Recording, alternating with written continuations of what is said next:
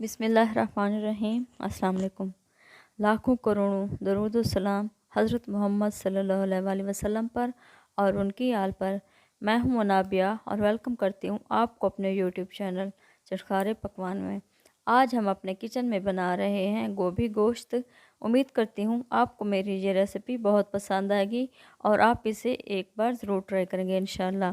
तो चलते हैं हम अपने किचन में और अपनी रेसिपी स्टार्ट करते हैं।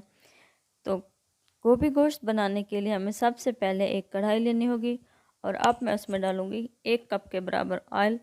ऑयल को आप हल्का गर्म कर लें। फिर हम उसमें डालेंगे 1 अदद बारीक कटा हुआ प्याज।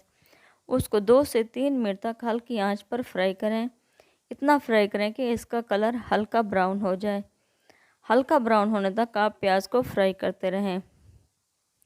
ये देखिए हमारे प्याज हल्के ब्राउन हो चुके हैं और हमें ऐसे ही प्याज हल्के ब्राउन करने हैं।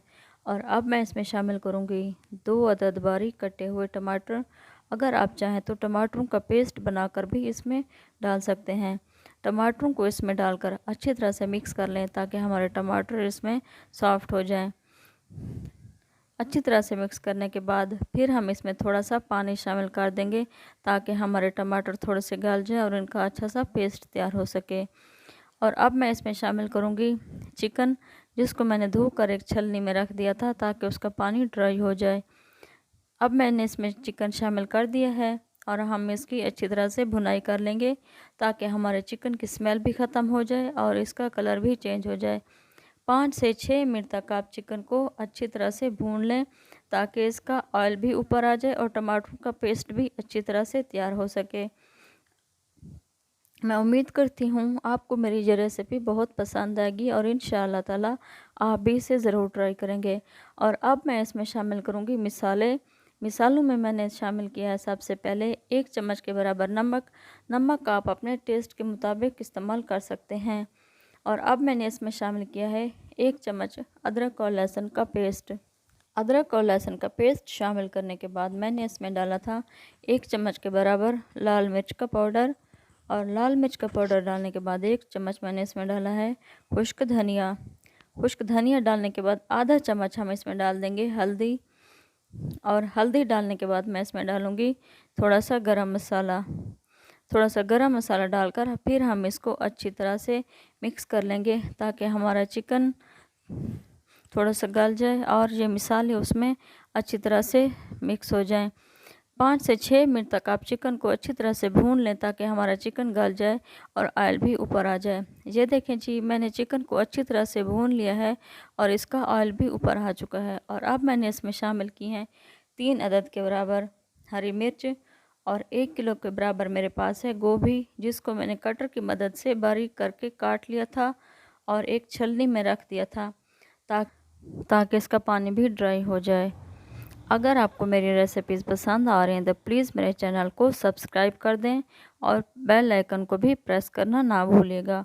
और मेरी रेसिपी अपने फैमिली और फ्रेंड्स में भी शेयर किया करें।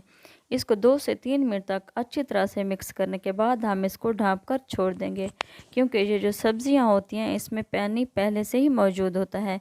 अब मैं इसमें पानी बिल्कुल शामिल नहीं करूँगी। आप इसको 5 मिनट के लिए ढाँप कर छोड़ दें।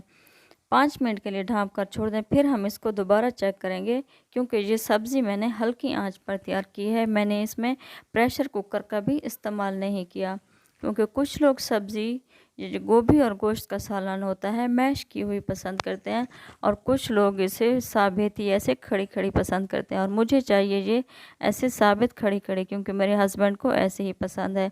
और अब मैं इसमें शामिल कर दूँगी 1 कप के बराबर पानी। 1 कप के बराबर पानी डालकर आप इसको 5 मिनट के लिए आप इसको ढाँप कर हल्की आंच पर छोड़ दें ताकि इसका पानी भी खुश्क हो जाए और ऑयल भी ऊपर आ जाए। ये देखें जी, 5 मिनट गुजरने के बाद मैंने इसको अच्छी तरह से भून लिया है और इसका पानी भी खुश्क हो चुका है और हमारा चिकन और गोभी भी गल चुकी है। और अब मैं इसमें डालूँगी आधी कटोरी सब्ज़ धनिया की। सब्ज़ धनिया डालकर हम इसे डिश आउट कर देंगे। उम्मीद करती हूँ आप भी ये रेसिपी ज़रूर ट्राई करेंगे। ये देखें हमारा सालन तैयार हो चुका है। माशाल्लाह कितनी अच्छी लुक नज़र आ रही है इसकी। तब तक आप अनाबिया को दुआओं में याद रखिएगा। मिलते हैं हम अगली रेसिपी में, तब तक अल्लाह निगहबान, खुश रहें। अल्लाह हाफिज़।